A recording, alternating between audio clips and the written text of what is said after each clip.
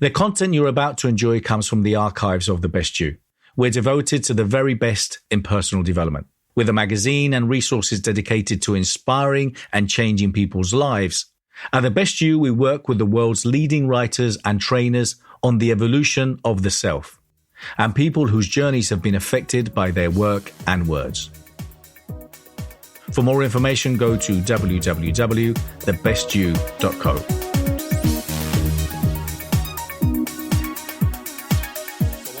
Welcome, with a big round of applause and a lot of energy, please, Alexandra Watson. Hi, everybody. How are we? Sorry? Good. It's been some great talks so far, yes? You've learnt a lot, yes? Yeah, brilliant. So I'm actually going to be talking about, I know it said the shine factor, but really we're talking about success. And for those of you who want success, yes, more than you've got now? Yeah. And to get it faster than you're experiencing it now? Yeah? Or are some of you on the slow train? Are some of you happy to do, I'll take my time. It'll go long and I'll get there eventually. Who's one of those? Ooh, okay, that's very, very, very brave of you to point yourself out to me, because I've got some stuff for you later on to sort of counteract your belief system on that. Is that okay? Sure. Perfect, good. So really, I'll just tell you a little bit more about myself so you can get an idea of where I've come from in order to stand here today and sparkle in front of you and say, this is what success is, guys, and this is how you do it. I started off 18 years ago in marketing and PR and really, had a lot of drive as a person, always naturally had a lot of drive.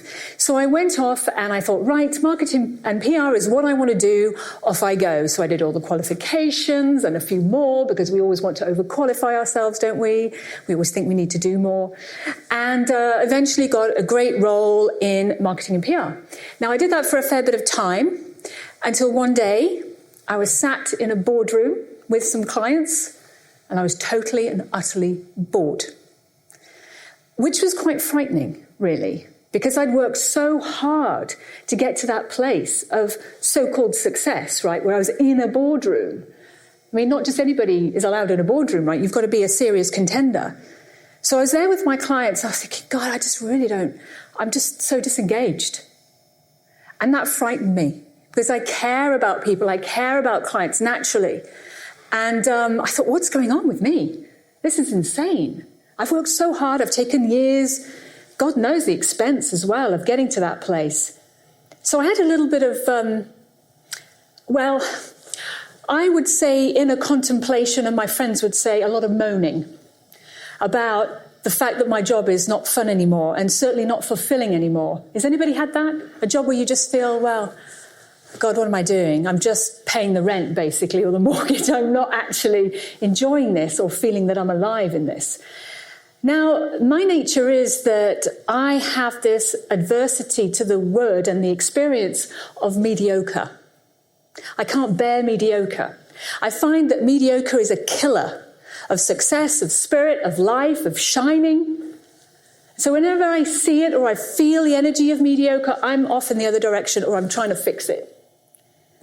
So with this, I thought, well, I've got to just fix it, right? I've got to fix this feeling of mediocrity, of that this is just not for me. I'm not doing really my full capacity. And so just as things happen in life, this serendipitous moment happened when I was in full moaning form with a friend over coffee. I think she was so bored of listening to my life's rubbish and I don't know what I'm doing. She rustled around in her handbag and pulled out a leaflet. And the leaflet she just tossed across the table, went, look at that, and shut up. So I went, okay. I looked at it and it said, how to be a life coach. Now, bearing in mind, this was 18 years ago. Not many people in the UK knew what a life coach was, including myself. I said, what, are you wanting me to work at a swimming pool? There is no way. What is a life coach? She went, no, nothing to do with being a life coach. Is not anything to do with being in a swimming pool. It's actually helping people get from A to B in life. I thought, this sounds interesting. So basically, to cut a long story short, I qualified very quickly because I liked speed. So does success. And I got to a place where I could then go out and try my new skills on people, basically get guinea pigs, right? Because as a coach in those days, and still to this day, you have to get a lot of practice in there. It's about the hours. So I loved it. I turned all my marketing clients into coaching clients. And then I thought, you know what? This is great, but I'm going to do more than this with life coaching, because life coaching is quite restrictive. You're supposed to facilitate change, and I'm a bit of a bossy boots. So I like to tell people what to do rather than just get to them to figure it out for themselves through asking them questions. So I thought, well, I've got to do my own version of this, right? So I thought, well, instead of just being a life coach, I'm going to be a mentor, because that frees you up to do exactly what you want to do. It's just a different name for basically something that's somebody is helping somebody. So I wrote a book called The Happiness System for Women, because I wanted to reach more people and mentor more people. And through a book is a perfect way of doing it. I realized, noticed that some of you, or quite a few of you, put your hands up who wanted to write a book, yeah? Do it. Do it now. Because a book, no matter what you do, whether you're a student now, whether you're employed now, whether you are entrepreneurial or thinking of becoming entrepreneurial, a book is the best business card you can ever have.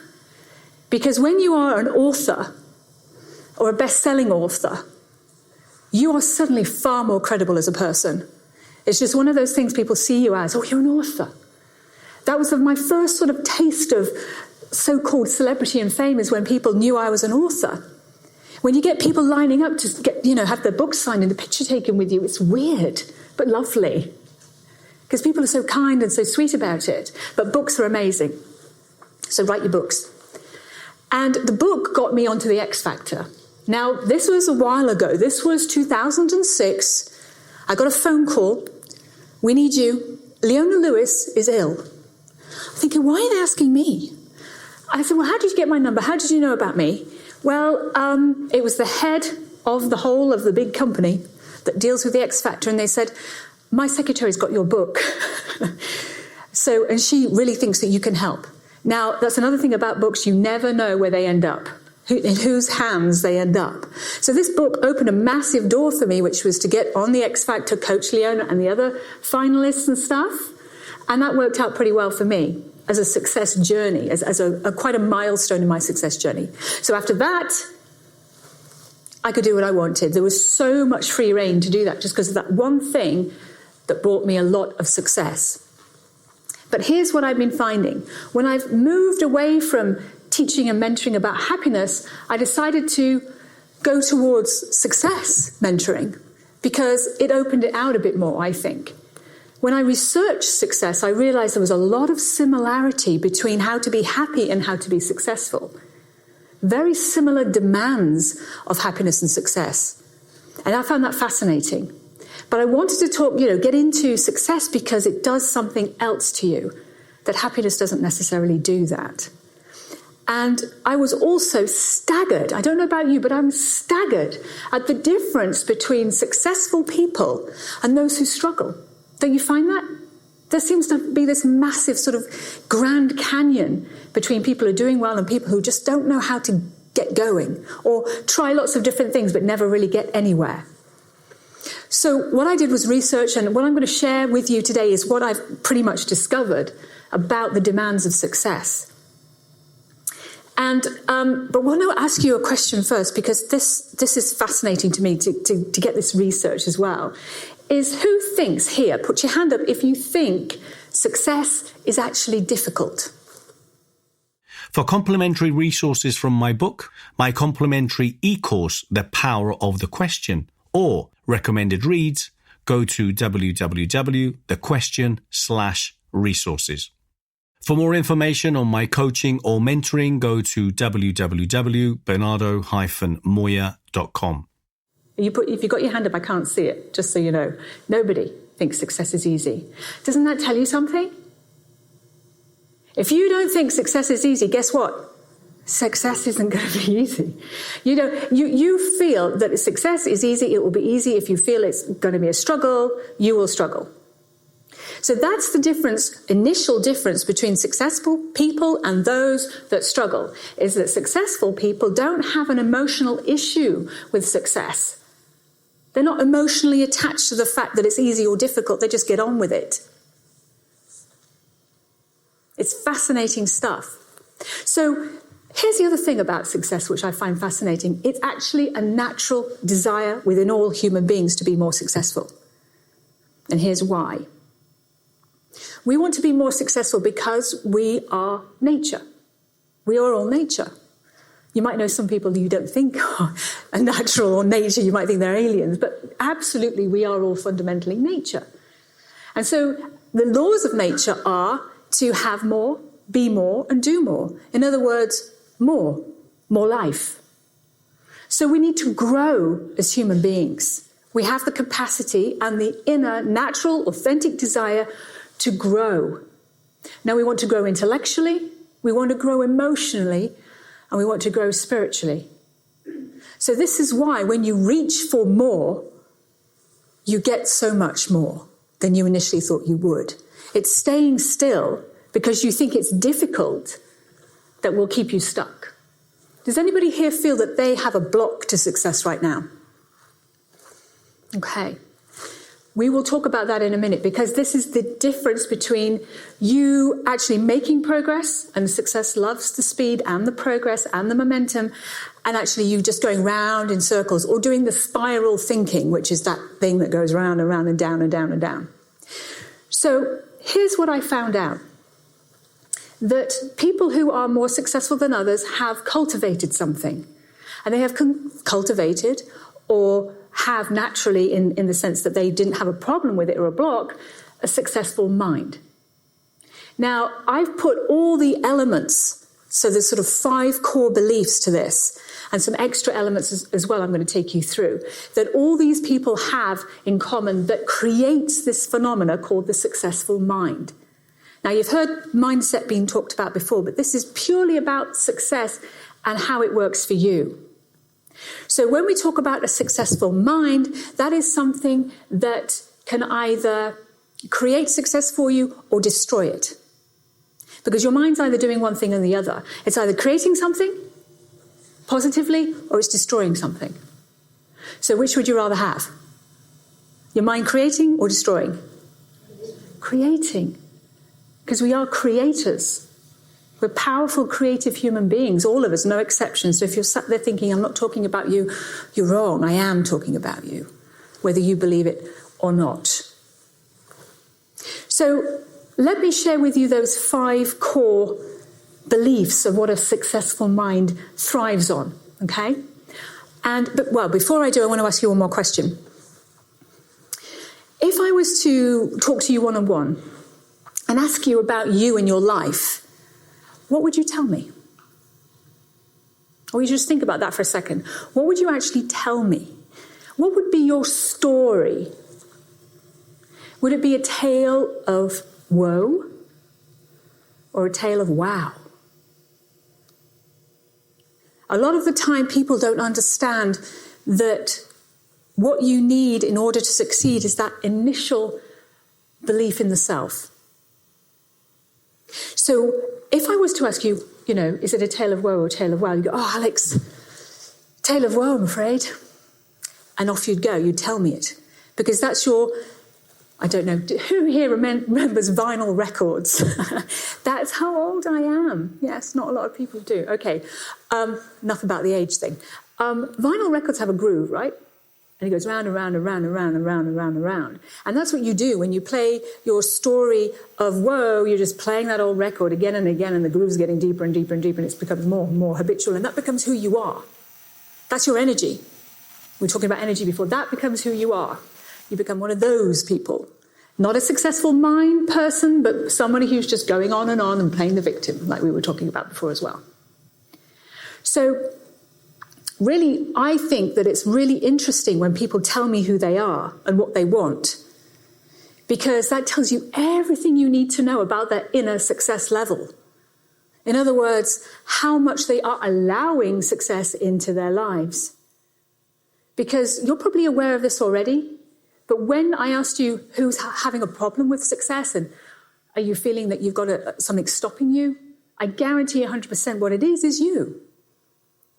It's you that's stopping their success, nobody else, nothing else. It's only you. So When you're talking about a successful mindset, we're talking about your belief in yourself, and we're talking about people who do not get in their own way.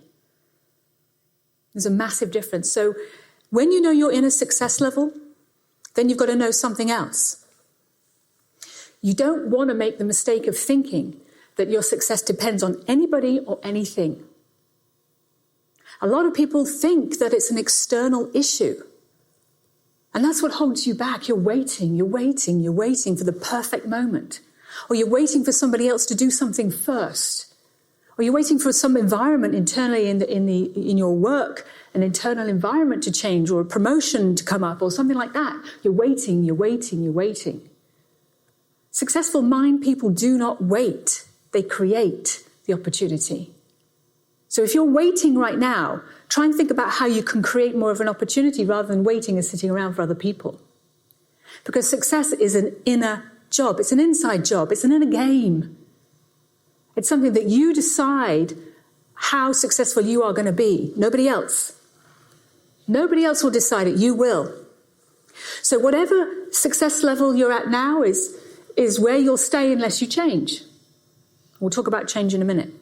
So let's go back to those 5 core beliefs of a successful mind. The first one is you've got to trust yourself. You've got to trust yourself, and so many people don't. So many people doubt themselves all the time or have limiting beliefs. And this is what will create the results for you, these limiting beliefs or this self-doubt. It manifests itself out in the open as an experience. This is how it works. Whatever beliefs you have in your mind, that creates your thoughts, right? So your beliefs create your thoughts. And then from whatever you're thinking, you'll create your actions. And from your actions will create your experience. Now, this is why we're powerful and creative human beings, because you can create your own experience in life. Every single time. It's your creation. So whatever you're experiencing at the moment, it's your fault. Whether that's good or bad, it's your fault. So if you want to change the experience, you've got to change your actions by changing your thoughts, by changing your beliefs. Otherwise, nothing's going to change. And you're going to have the same experiences over and over again based on these core thoughts and beliefs that you have. Make sense? So you have to tweak your belief system, get rid of your limiting beliefs in order for you to have limitless success as an experience. Because life is all about these experiences. The other thing you need to understand, and again, loads of people struggle with this too, is deserving. I can talk till the cows come home to somebody about success, and they'll talk with me too with enthusiasm and passion, and then as a sort of like a subheading at the end, they'll go, but actually, I really don't think I deserve it. Who here would admit to that? They don't think they deserve success. All right, a few of you, thank you for being honest. You do deserve it, obviously. Can you, I'm going to test the theory here, because not many of you put your hand up with deserving. I don't quite believe you all. I think a few more of you don't actually believe you're deserving. So somebody who didn't put their hand up, tell me why you're deserving. Lady with the red hair? Sorry. Why are we deserving? If we're so deserving, why? Because we do everything what we can to reach it. Say it again? Because we do everything what we can to reach it. So we do everything that we can to reach it. Would you agree with that? Anybody agree with that? Or I've got another theory. Thank you, though, by the way. Another theory? Yes. I think everyone deserves it. Everybody deserves it. Why? Why not? Love that. Why not? Are you successful? Some would say yes, some would say no. Right. What do you say? Depends on your perspective. What do you say? Say no. You say no. Okay, so the stopper's there, right? So you know you deserve it, so there's another stopper for you. Let's see if we can hit that one, all right? Tell me if I hit the one that is bugging you, because sometimes you don't know. And sometimes someone has to tell you. It's a blind side, right? But sometimes you know pretty much what's stopping you. By the way, who knows what their success stopper is? Ooh, okay, I'm going to do some work with this. Okay, so the other core, so we've got trust and belief in the self. We've got deserving. And we've also got this one. This makes me laugh because this is really funny. A lot of people go, yeah, I want to be successful. Yeah, it'd be great and everything. But they don't fundamentally believe that success will be good for them. For more information on collaborating, partnering, sponsoring, supporting, or speaking at any of our events, or finding out more about our legacy clubs, go to www.thebestyou.co. If you're interested in finding out more about the amazing content we have, please go to www.thebestyou.online and get your 14-day free trial now. It's like, well, it would be good, but then I won't have any time for my family. Big one for women especially, because I do a lot of coaching with women and they go, my family. Somehow success sucks up all your time and you don't have any time for family, apparently. A nice, interesting belief that will stop you, right? Of course, because nothing comes before family, right? Really interesting one, that one. And what really the belief that successful mind people have is that success is good for you and your family. Because we make up all sorts of crazy nonsense about why we're not successful or why we won't go for more success. Because we do love our comfort zones, right? But it's pushing up to that next level. And we'll talk about that in a minute as well. And the other thing we need to understand, it's not a struggle. That's the other core belief, it's not a struggle. And the final one on the core beliefs is that it doesn't take all that long time that you might think it does. Success loves speed. Success happens quickly. Success loves momentum. Loves momentum. Because progress is what it's all about, because progress means growth. And growth is what you want. It's a natural human desire. Now, there are other elements here. Now, this is where we're going to come and talk about your success stoppers. The other elements that successful mind people have is that they are really, really good, actually quite masterful at change. Now, change is one of those crazy things that not many people actually like. Right? Agree? Not many people actually like change. But in order to have a successful mind and be more successful, not only do you have to tolerate change, you actually have to instigate change and master it. Be grateful for it, push it, look for it, want it. Because change is what happens, needs to happen for you to get to the next level and the next level and the next level. There is no comfort, nice, cozy zone in success. Which brings me on to the next thing. When you reach for more success, and maybe a few of you here, probably all of you, have felt this. I know I have, and still do. When you reach for your next level, when you decide, right, I'm coming out of my comfort zone, I'm going to go for this promotion, or I'm going to go for this, whatever it is, you go, I'm so excited, really excited, and I'm also terrified. Yeah? It's called success terror. And it's a good thing. It's a good thing because it never goes away. So people with successful minds know that success terror comes along and they tolerate it and they ignore it. They feel it and they go, okay, that's success terror.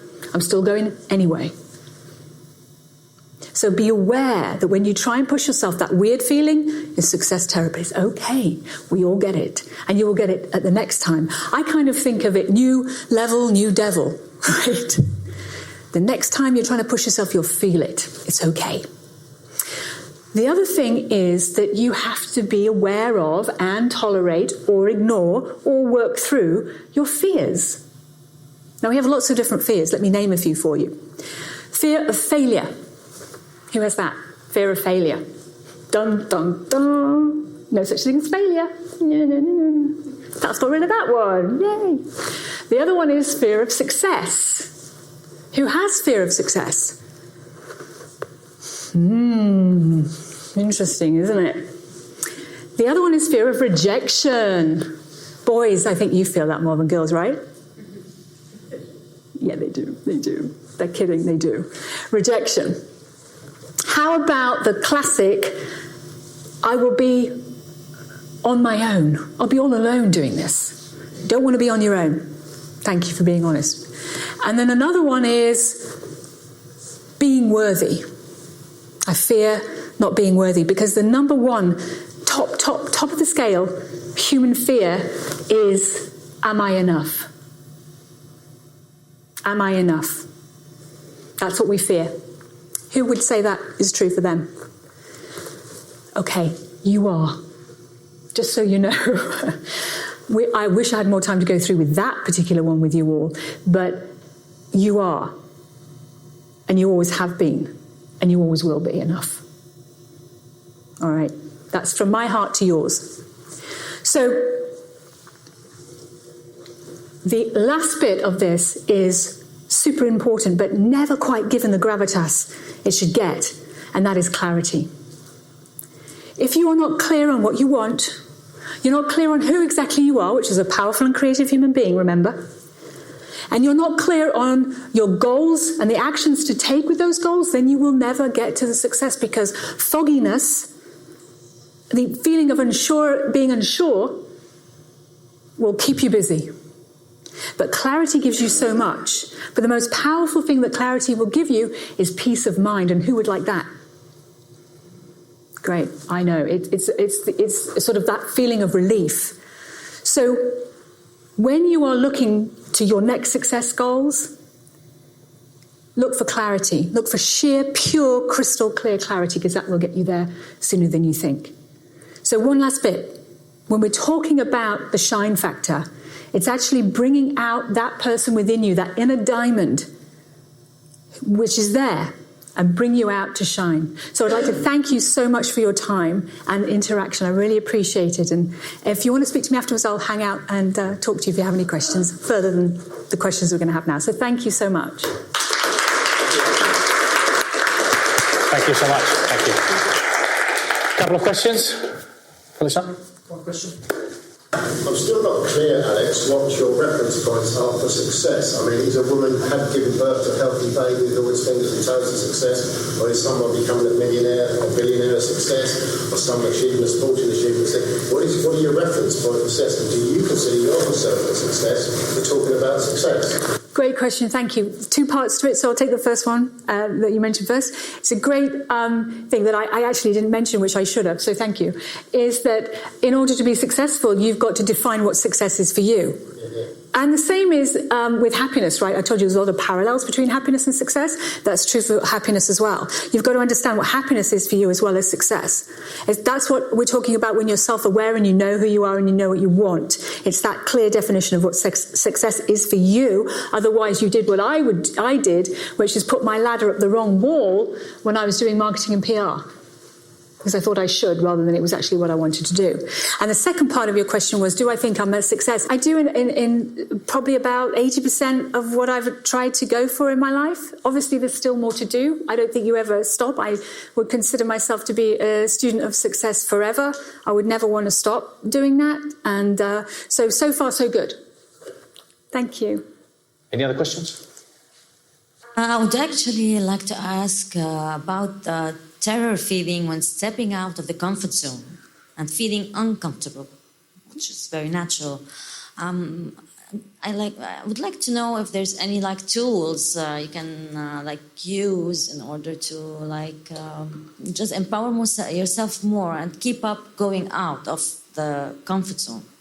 Sure, great question, thank you, because the comfort zone is a big issue with people, right? It is, yeah. And so really to get yourself out of the comfort zone, it goes back to what this gentleman was saying here, is actually having a very strong definition of what you want in your life, your vision of success for yourself.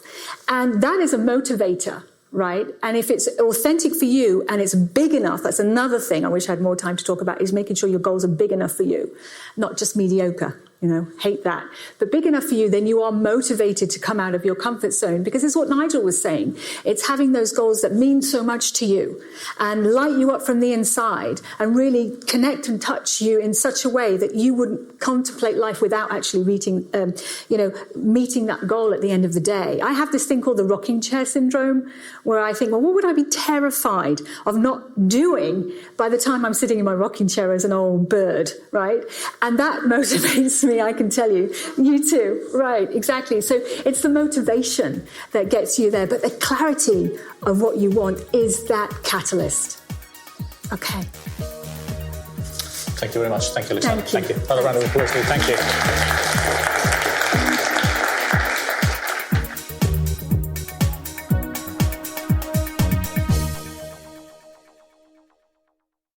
For more information, go to www.thebestyou.co.